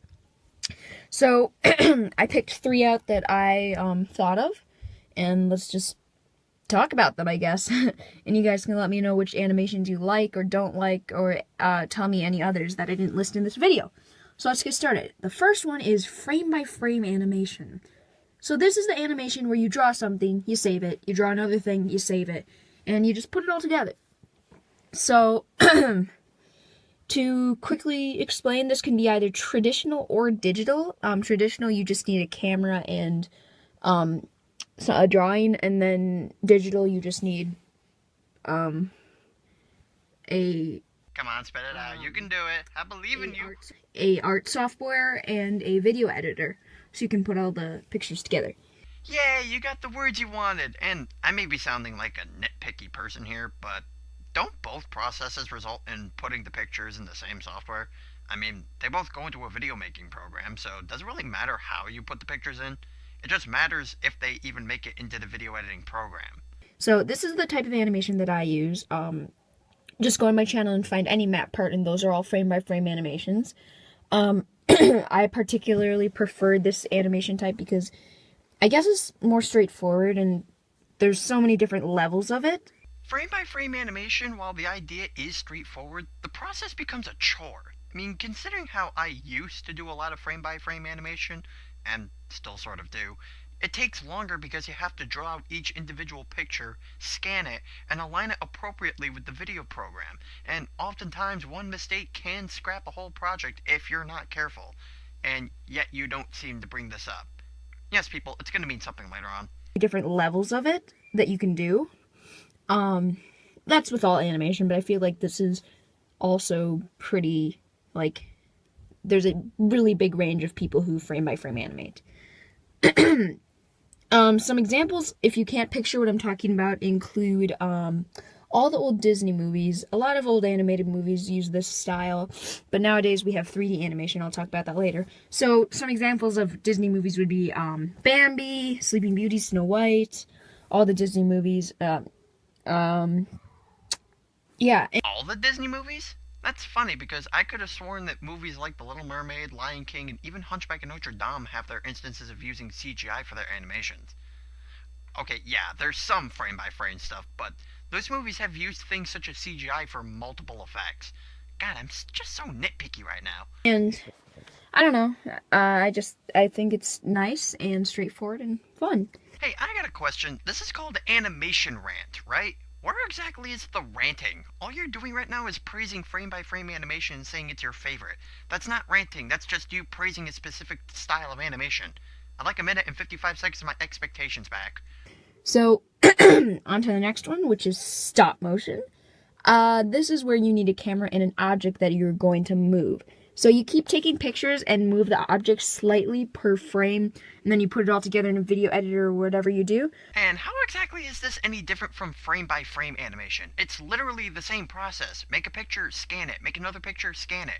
And you spend the rest of the time wasting 3 minutes and 21 seconds of my expectations. Skipping! And the last one is 3D animation, which I mentioned earlier. So 3D animation is what most movie animation studios use nowadays for big movies such as, I don't know, let's think, Finding Nemo, Monsters, Inc., Toy Story, How to Train Your Dragon. All these movies, they are 3D animation, and I'm not sure, but it's a trend now, I guess. It's been a trend for a while. And you know what was also a trend? Frame-by-frame animation and stop-motion animation. And yet I don't hear you praising 3D animation, now do I? And it's pretty much all computer generated. Nothing's really hand-drawn. Technically, you're wrong on that one. Mostly before the 3D animation is done, there is concept art made for the backgrounds of the movie and the characters in the movie. There is a whole separate team of people who work on this, as well as storyboard artists. So there is some hand-drawn being done behind set. It's just the final product is animated using 3D models. But I don't know. I think 3D animation's getting a little bit repetitive because I feel like some character designs are recurring. I know it's for some movies it's the style of the movie that that's why they're recurring. Like, if you don't know what I mean, I'm talking about like Frozen and Tangled. The characters just, they kind of look alike. Well, that's also because Frozen and Tangled are created by the same writers and animators. Hell, they're not the only ones guilty of reusing an art style. I mean, look at Akira Toriyama's artwork of Dragon Ball Z compared to Blue Dragon and Chrono Trigger, or even Nobuhiro Watsuki with Rurouni Kenshin and Busa Renkin. As for the whole 3D animation getting repetitive because animators reuse the same designs, same can be said about a lot of 2D animation. I'm looking at majority of the Disney princesses. What I'm trying to say here is 3D animation gets ragged on for feeling too repetitive, while 2D animation keeps getting a free pass for it. It's really stupid. In other movies like that, it's just kind of the recurring designs. My sisters are really distracting in the background. God, I hate it when that happens. If only I had editing software, I could fix that problem. Oh, wait. But I don't know. 3D animation's okay. I wish that sometimes movie studios could go back to the old frame by frame, because it is still pretty cool, and I'd totally watch a movie that was like that. But if there were more frame by frame animations being done, wouldn't that eventually become repetitive? Guess not. So yeah, 3D animation's okay, I guess. And that was 5 minutes and 31 seconds of false advertising. That's honestly my biggest issue with this video. There really wasn't any ranting being done. Yeah, you did mention something you didn't like about 3D animation, but you were more so neutral on it and still said that you liked it. That's not what ranting is. Plus, 3D animation is the only time where you even try to mention something that bugs you about it. Frame-by-frame animation and stop-motion animation were praised on high. It really makes your video come off as biased towards 3D animation, and just hop on the bandwagon of other people who hate it for biased reasons. It's an art style, like any other art style. I'm finished here. Now if you excuse me, I'm going to go marathon Rurouni Kenshin for the 40th time in a row. This intro only serves to remind everyone there's a better movie you could be watching. Like Age of Ultron. And no, we are not kidding. That film is freaking amazing. Please watch it now. It's amazing. Watch it now. The saying goes, expect the unexpected. Well, guess what? I'm going back to commentating. Well, ladies and gentlemen, I'm going to be making a few changes to my commentary style that I did. Liar! One, I'm going to keep the clip usage to a minimum. I will occasionally come up with the occasional clips, but you know what? I might as well let my commentary do all the talking. This here is actually a very common misconception. See, the problem with your usage of media clips didn't just stem from the fact that you used so many of them. The issue is more so that you used media clips to carry out majority of the commentary, which I wouldn't mind if they were either A, original, or B, had a point to them. The problem with the use of media clips was that it was not creative at all. You get the most generic sounding clips and use it in the exact same way as everyone else. And it's a huge contrast when you start to commentate, when you try being critical about things. Trust me, GST. We never had an issue with you using media clips. It was how you used it. 2, I am going to be focusing more on the points that everybody are, and if there are any irrelevant ones, I might as well skip to the point which he goes on and pretty much refute it there. Well, at least we know your inability to form cohesive sentences hasn't changed much. Here's a tip, GST. Learn to script and edit. These stammers you do in all your videos makes all your reviews, Let's Plays, and any other videos that involve you speaking annoying and painful to sit through. So basically, you're going to do what a commentary tends to do. Insightful. And 3, well, it's going to have something that is a little bit different with a different avatar. Is that really adding anything different, though? So you changed your avatar, whoop-de-doo. So what does that add to the commentary? You guys want to know why some commentators don't use webcams and instead use still images for their videos? Let me show you. This is me on camera right now. In the flesh, with the horrifically hideous face that not even a mother would love. Telling you all that a video is shit. Now here's me using Phonebone as an avatar. Tell me, aside from the visuals, did anything really change? I'm still projecting my voice and opinions out. Now I'm going to be using a random set of pictures for the rest of this argument. Again, nothing has changed. A change in visual doesn't change the vocal output presentation in an argument. So what's my avatar going to be? Well, none other than Iron Man. No, no, no, no, no! You are not worthy enough to be the rich billionaire playboy philanthropist. I'm changing this to better suit the video. Suit. Yeah, I saw what I did there. Oh, I got the perfect image for this video. Show me. Perfect. Because he's a badass, and because of my absolutely fantastic experience with Avengers Age of Ultron. Speaking of which, you know who I'm going to be ripping on first time since my return?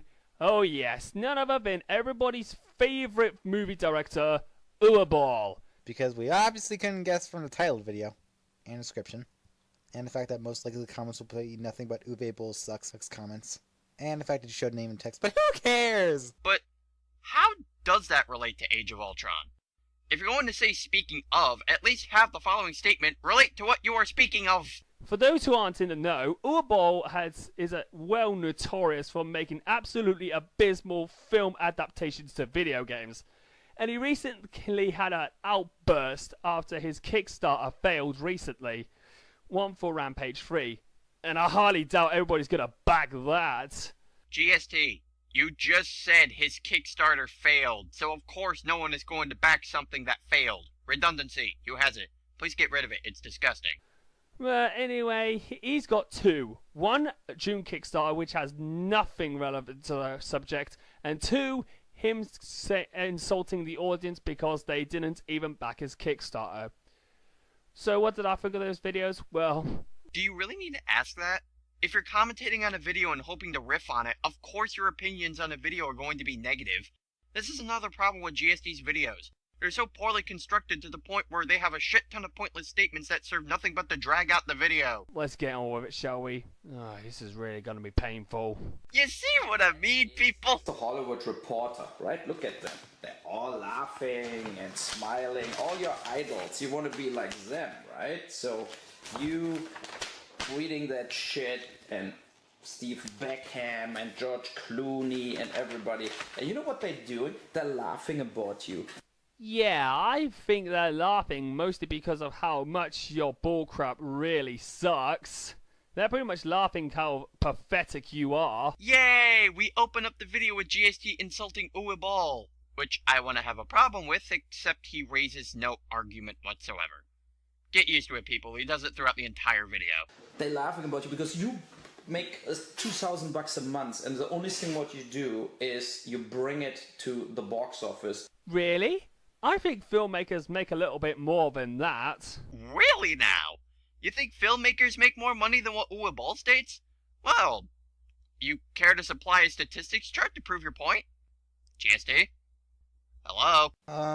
Realm, I think he broke Jarvis. God damn it, we just got him fixed in Age of Ultron. Don't spoil the film! Captain America swears! To watch the next brainwashing, completely fucking bullshit. Brainwashing bullshit? Couldn't that be described about your films? I mean, I have seen parts of Alone in the Dark. Yeah, technically watched Nostalgia Critic's review of it. And it's safe to say that you have been getting a lot of flack because of how bad your films are. Brainwashing. Verb. Make someone adopt radically different beliefs by using systematic and often forcible pressure. Really, GSD? Uwe Ball's movies brainwash people by being bad? Do you even know what you're saying? Also, just because you watched a Nostalgia Critic's review of the movie doesn't mean you've watched it. That'd be like me saying I played Daikatana because I watched John Tron's old review of the N64 version. A review is supposed to give you basically an idea of what the film is, not be a replacement for watching the film. So riddle me this, GST. Do you really think Uwe Ball's movies are terrible, or do you think they're terrible because the Nostalgia Critic said so? Yeah. I highly doubt you can actually silence your critics, Uwe Ball. That's not even what he's trying to do. Hell, he doesn't even bring up the critics in both the videos. All he talks about is other directors and producers and you guys. Right? So that is the most bullshit business with bullshit idiots, one after the other, lined up behind each other. You know, they're all fucking each other in the asses and nobody makes any decisions. All the actors ever work with, Ben Kingsley or whatever, are fucking pussies, nothing else. Oh, great. Insult everybody just because you don't get your own way. Yet here you are insulting Uwe Ball simply because you think his movies are terrible. How is that any different from what you're doing? Also, I really feel you're not in a position to talk about it, seeing as you've disabled the ratings of your videos. What? Are you afraid to see the negative feedback via a dislike ratio? So much for silencing your critics. Realm. Our voices will never be silenced.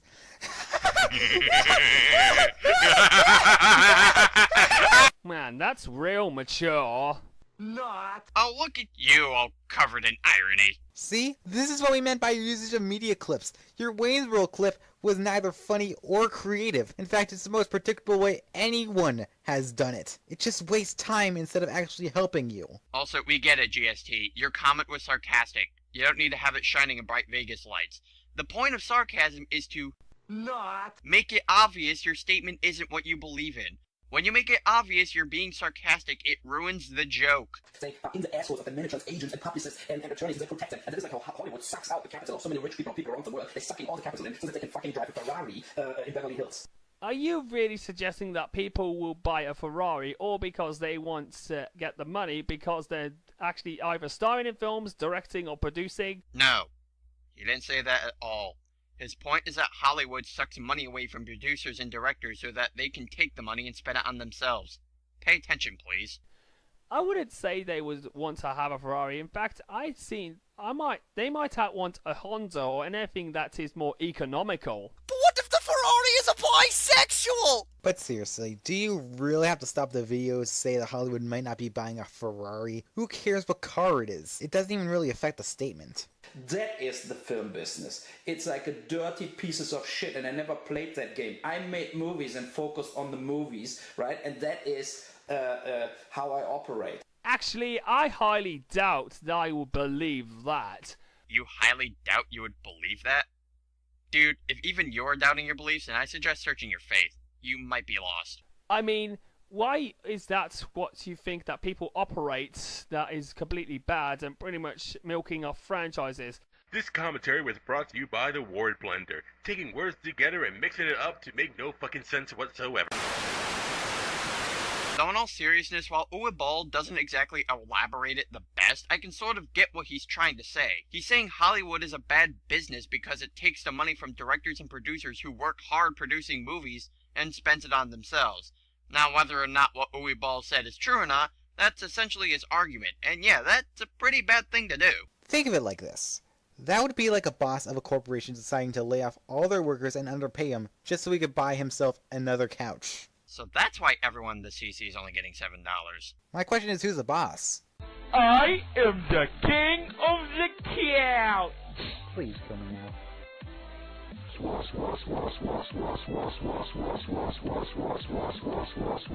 I don't think you're focusing on the film enough. In fact, you actually are making it more, you actually are rushing a product out to release and pretty much making bad acting, low budget effects, or low production values. You don't focus much on the films, mate. Care to show proof?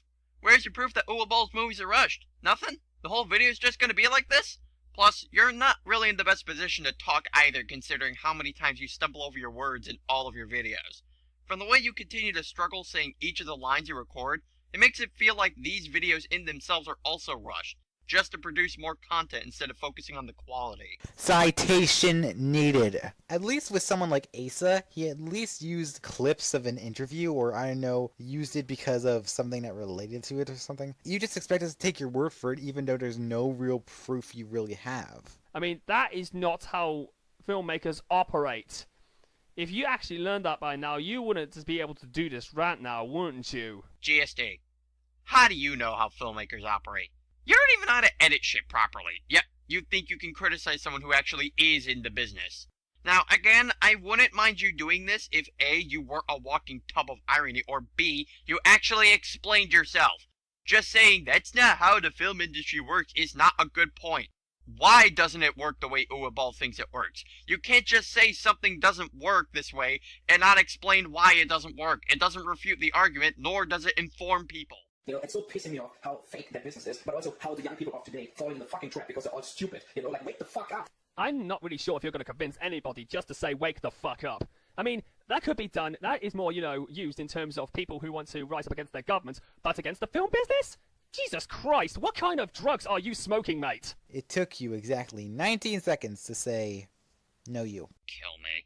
Iron Man is not existing. The Avengers are not existing. They're all fucking retarded idiots. And Robert Downey Jr. and all that people, they're idiots. And they're idiots that just grab the money and they're laughing their asses off. That the people pay money for that stupid, absurd shit what they're shooting. Like Captain America and all that completely crap. Oh, great. Now he's insulting Marvel.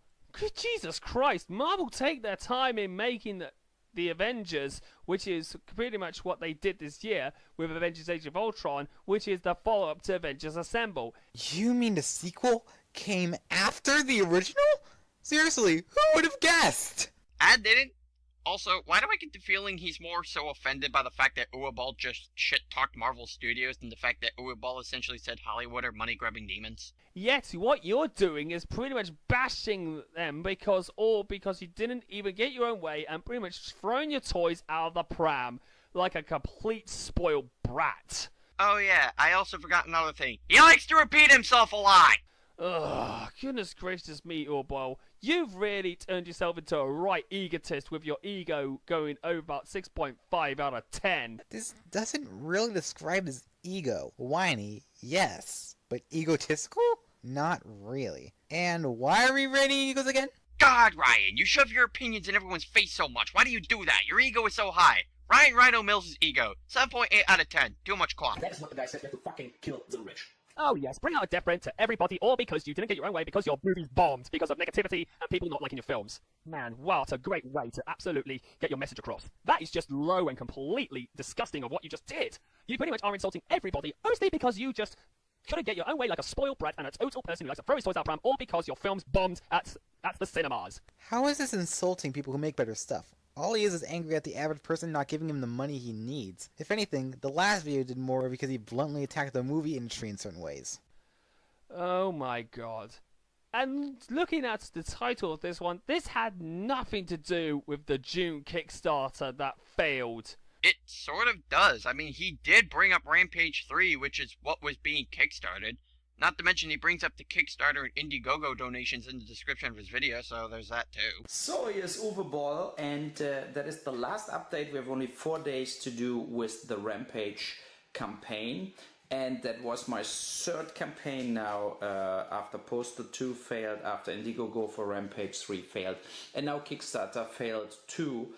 Oh, boo-hoo-hoo-hoo! Cry me a river, why don't you? Bitches about Uwe Boll being immature. Next retort is an insult telling him to go cry in a river. GG, you got him. And basically my message is, fuck yourself. Yeah, why is it the video keeps shrinking down when you cut the still image from the video just to put text over it? I'm pretty sure it's possible to have the whole image fit the screen and then display the text over it so the sudden change doesn't come off as uncanny. But I don't need to be pretty sure. I just did it a few minutes ago with VideoPad. And you have Sony Vegas. So what's your excuse? Oh my god. What did you just say to us? He told us to go fuck ourselves. And who on earth thinks that what you're saying is pretty much mature when in fact that is just plain insulting to everybody who made better stuff and even takes their time to make good stuff. And you, what do? You rely on low budget effects and pretty much low budget to make your films. How do you go from forming a question to forming a statement? Dude, you're from the UK. Shouldn't English be like your first language or something? Plus, no one was even arguing that Uwe Boll was mature. Even the comments to Uwe Boll's videos doesn't say he's acting mature, but you don't have to take our word for it. You can read the comments of the original video yourself. As for your comment on Uwe Boll relying on low budgets, that could possibly be fixed if he had a higher budget. He is no longer relying on German tax laws to make the money on shit films, especially since people called the first Rampage a decent film, since he wasn't focused on gaming rights or tax laws to make his money. Also, he actually kinda cares for the property he's making. Also, low budget. Low budgets. Got anything for that one? Nope! And I don't care to! And it's all fucking bullshit, and I will never do it in my life again. For me, crowdfunding is absolutely dead. Goodbye. And it looks like nobody gives a shit about Rampage 3, so... Well, good for you. Maybe it'll teach you to absolutely leave video game franchises alone and stop absolutely flouting about your low-budget business bullshit across the face of video gaming fans. You never even watched any of his movies. Hell, you said earlier the only exposure you had to an Uwe Boll movie was Nostalgia Critic's review of Blood Rain. What exactly do you know? Also, you're not exactly setting a better example for yourself when you essentially tell a person to quit making movies all because his movies are universally considered terrible. If anything, you're sounding like a massive egotist right now as you try to make yourself sound better than Uwe Boll when really you're no better than he is. Here's a shocker.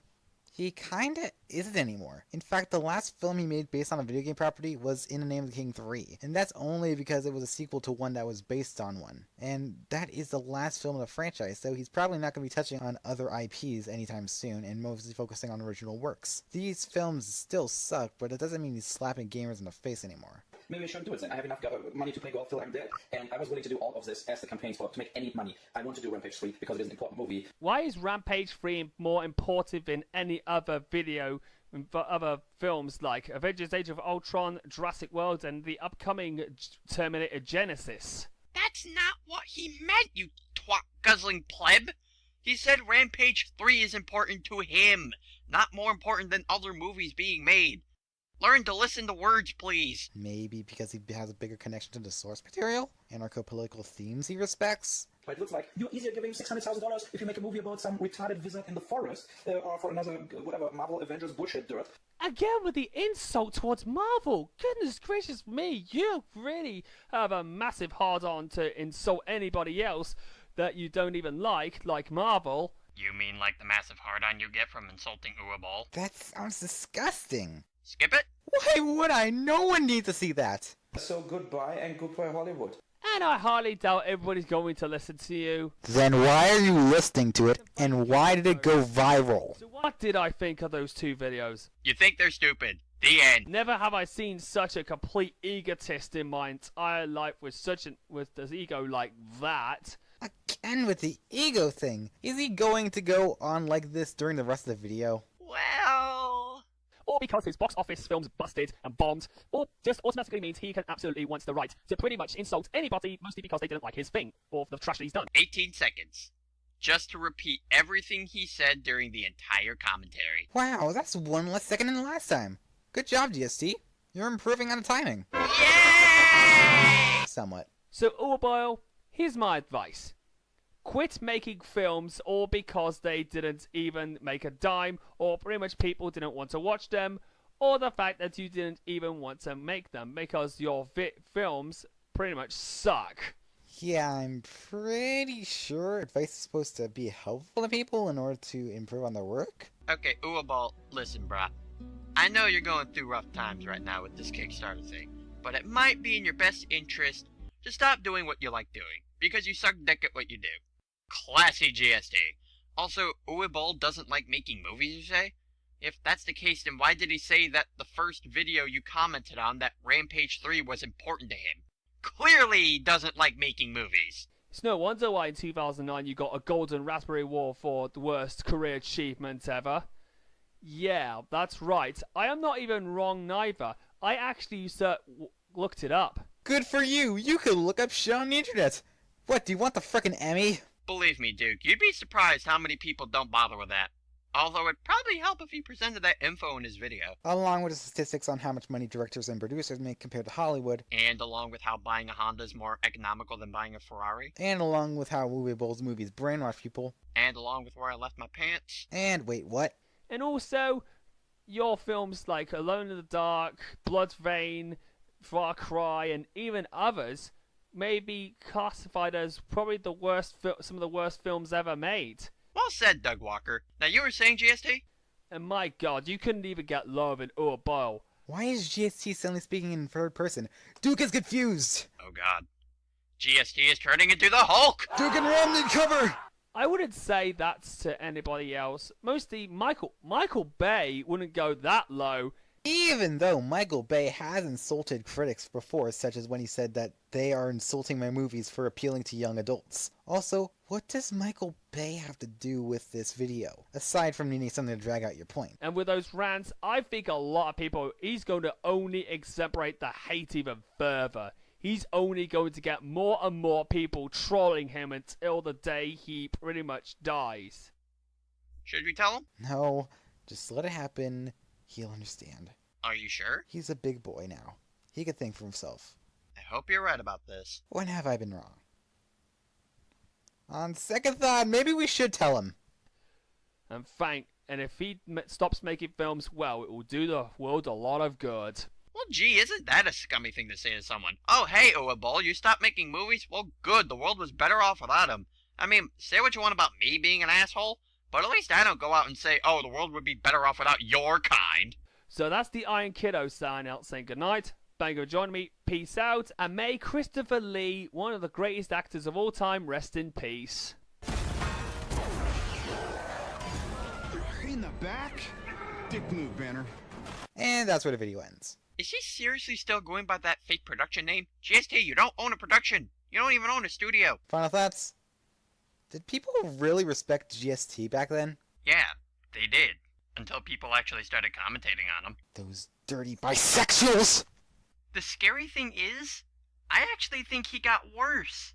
But that's probably because when he kept his clip usage to a minimum, it showed he doesn't have a witty bone in his body. On top of that, you didn't really say anything different from both videos you commentated on. You could have just commentated on one video and told people, the things I say in this video can easily correlate to the second video he did. Now, I'm not saying use more media clips, all I'm saying is, get good, scrub. Nintendo? Rant? I'd like to do this, but I sure can't do it alone. I got it! The fuck? Hey, you're a Nintendo, right? No, I'm a PC. This guy's ranting about Nintendo. You wanna join?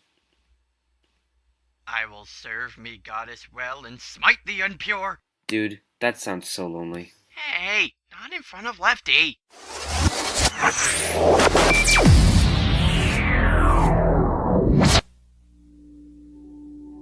Why do you hate me, Nintendo? Probably because you're a dick. That's just my best guess, though. The Wii U's a fucking nightmare. It's out there. It needed to be said by me. Well, that's just egotistical. Didn't your parents teach you tolerance? When the Wii U first came about, people saw the tablet and were like, oh cool, you can take this thing on the go on your house, maybe even outside of the house. You don't have to rely on the TV solely. You know what I love? People making up statements to justify their badly constructed complaints.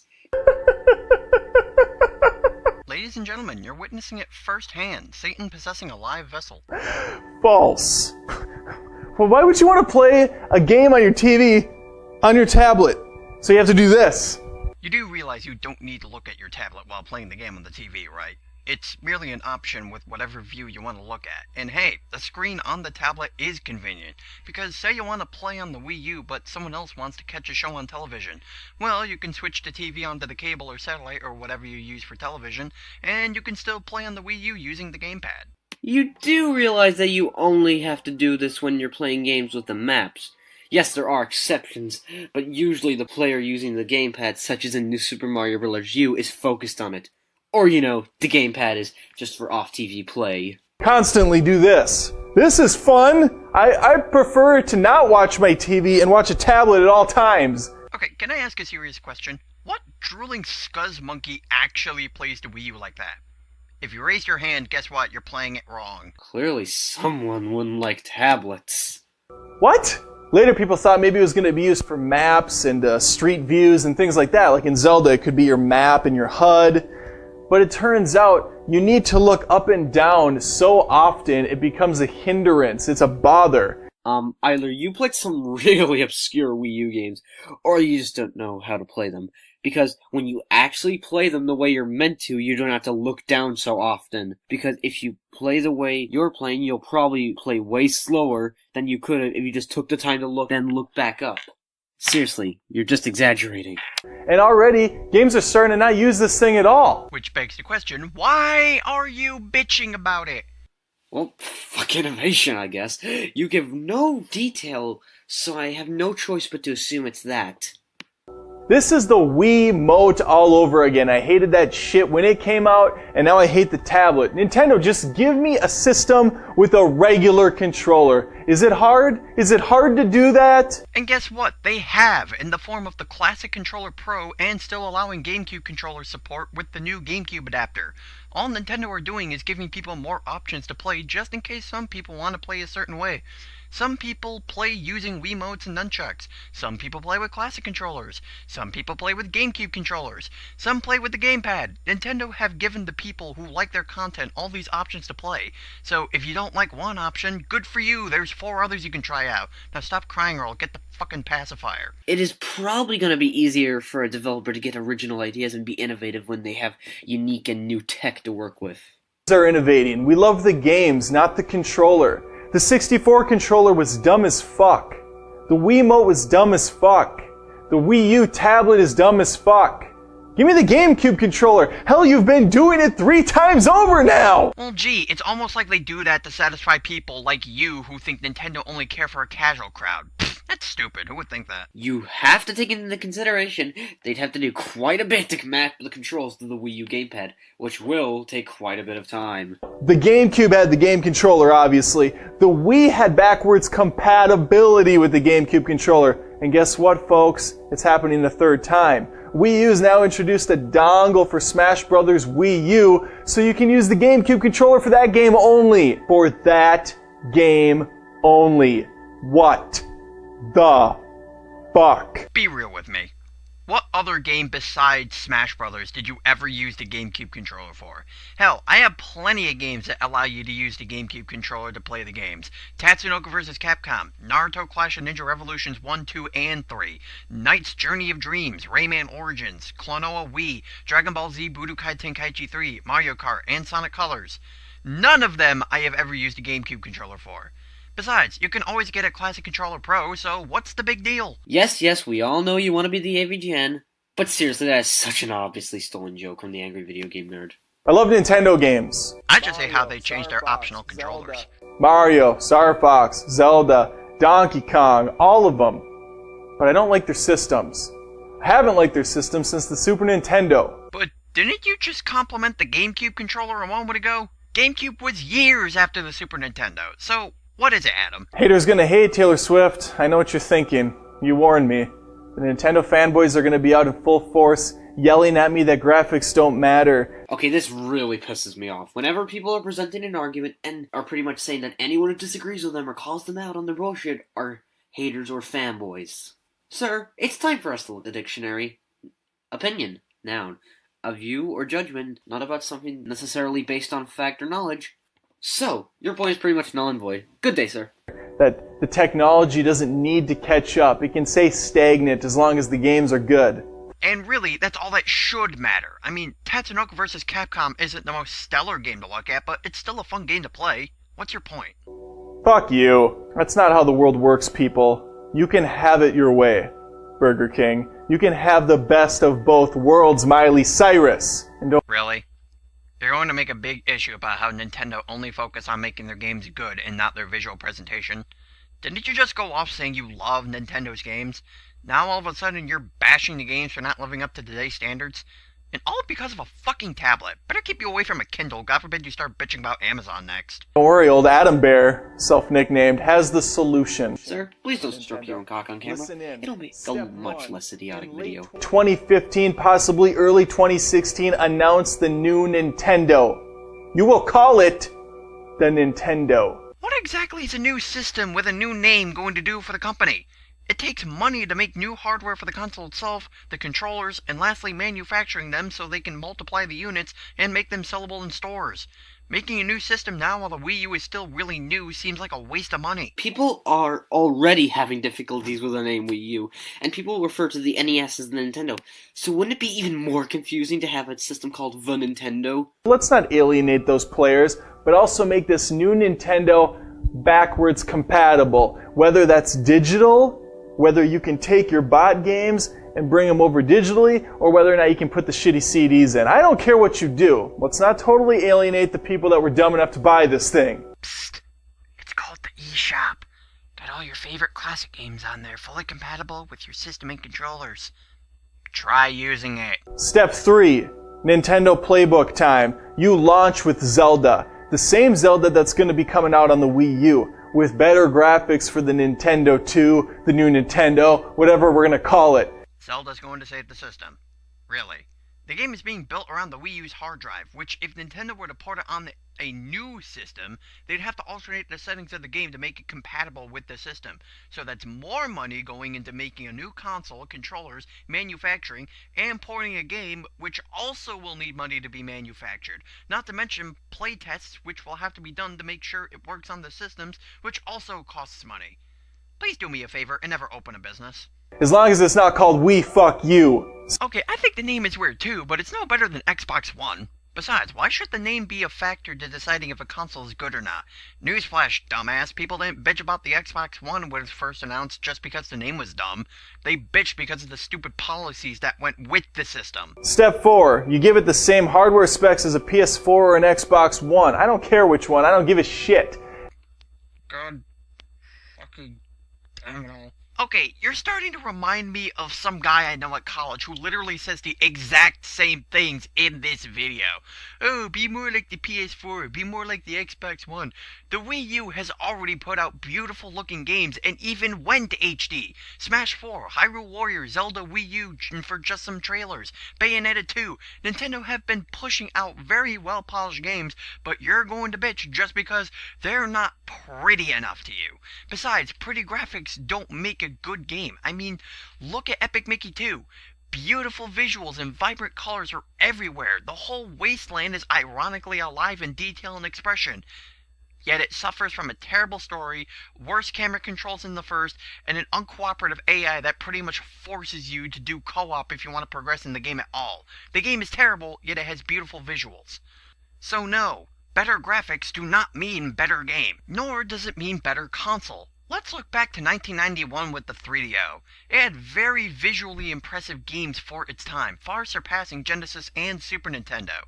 I dare you to name me 5 games that were on that system. I'll give you Plumbers Don't Wear Ties as a freebie. As long as third parties can put their games on your system, as long as we can have the next 17 Ass Creeds and the next 25 Maddens. Sega, Capcom, Namco, Konami, Platinum Games, Activision, Square Enix, Ubisoft. Where have you been, numbnuts? Just get them in there. People like them. They want their Call of Duties and their Marios. Have you seriously forgotten that the Wii has Call of Duty games on it? So has the DS. And guess what? People still prefer to play Call of Duty on their PS3, Xbox 360s, or their PCs if they had it on there. And you want to know why? The control sucked absolute balls on the Wii and DS versions. Why bother wasting money licensing a game on a system that's going to be trumped by PC sales? That's what Steam is for, not Nintendo. Would it also kill you to give me a Pokemon game for my new Nintendo? Maybe a fully 3D rendered world where I can roam around as Ash Ketchum or Red? No. Fuck Red, it's Ash Ketchum. X, Y, Omega Ruby, Alpha Sapphire. What more do you fucking want? I mean, yeah, they're not console titles, but we fucking have them, and you're just blatantly ignoring them. Also, you pick Ash Ketchum over Red. Sir, you have a poor taste in Pokemon trainers. I don't want to need to buy a Wiimote with the Wiimote Plus bullshit. I don't want to have a tablet for some games and a classic controller and a GameCube controller and whatever other fucking dumb dildo waving wand thing you come up with next. Just give me one controller and let me play the games. Then don't fucking use them! Also, you're bashing on the GameCube controller again, despite earlier in the video complimenting the GameCube controller. Pick one and stick with it. Well, Nintendo have tried that, but here you are, bitching about it anyway. See, this is why we can't have nice things. So let me play them. That's it. You can hate me if you want to, Nintendo fanboys. I am a Nintendo fanboy. Could have fooled me. Alright? I'm just not going to be duped again. I want a system that I could stand behind. And this isn't one of them. The Wii U needs to go. If you have one, I'm sorry, but you should agree with me. It's already dated. Hey, allow me to steal a quote from you earlier, okay? Fuck you. I'm not going to agree with some two-faced graphics whore who bitch about Nintendo not delivering on what they want despite already doing all that shit you've wanted even prior to the Wii U's release. Hell, what's to say Nintendo do make this new system exactly the way you want it, but the controller isn't exactly how you wanted it? Are you going to bitch again about how Nintendo are losing their touch? Alright? Third parties cannot bring their games to the system any longer. It's already been established with the new Assassin's Creed. Dipshit, that wasn't even Nintendo's call. Okay, history time. After the poor reception Rayman Legends got being a Wii U exclusive, Ubisoft started making Rayman Legends multi-platform. After that, because the Wii U version got miserable sales compared to PS3, Xbox 360, and PC, Ubisoft told Nintendo, hey, we got this huge lineup of games for the Wii U, but we're not going to let you have them unless you can prove the Wii U can sell our games. So the whole no Assassin's Creed on the Wii U wasn't even Nintendo's call, it was Ubisoft's. Besides, if Nintendo aren't allowing third parties, then why are they still allowing games from Sega to be on their systems and showing more support for indie titles? Now you're just lying. This is only the beginning. This is the cherry on the cock sundae. Let's just recap this. I want this to be set in stone that I, in fact, saved Nintendo from itself. You save Nintendo. We'll have a better chance of getting Goku in Smash Brothers. In 2016, early 2016, Nintendo's going to launch a new system called the Nintendo. It will come out with a regular controller. You do realize it's going to be difficult to be able to play Wii U games when you're dealing with a regular controller? Backwards compatible, either for digital or CD based. I don't care how they do it. We're going to have a Zelda launch. It's going to coincide with the Wii U version nobody's going to buy anymore because the Wii U's stupid. Hold on, what's that smell? Oh, it's irony. No tablets, no Wii wands. Whatever ports over, we can patch in a fix to control them. That's it. I hope you're listening, and you're welcome, Nintendo. Yeah, no, fuck you. This guy is literally the walking stereotype of people who bash Nintendo. Do nothing but whine about not getting the best graphics, not having third party, not being as intense as Microsoft or Sony, despite them already doing things as such years before the Wii U was even launched, and still are doing them today. That's why we have games like Bayonetta 2, Mad World, Metal Gear Solid Twin Snakes, Resident Evil 4, and many other titles that are rated T to M on Nintendo systems. Am I right? People like this just don't know a single thing about Nintendo, and act like they're the prime kings of who can judge it and decide the ideas for the company itself, and I'm supposed to agree with this? In short, Adam is an unpleasable dipshit whose ideas for improving Nintendo are not only unneeded, but could also put the company into a deeper ditch than people seem to think it's in. Well, I'm going back to play Smash and play Tatsunoko vs. Capcom. What, so you can fap to your goddess? Hey! She's not my waifu. She's only my goddess. Sure she is. Boy, I'll rain divine intervention on you. You're really not helping your case here. Get down, kick!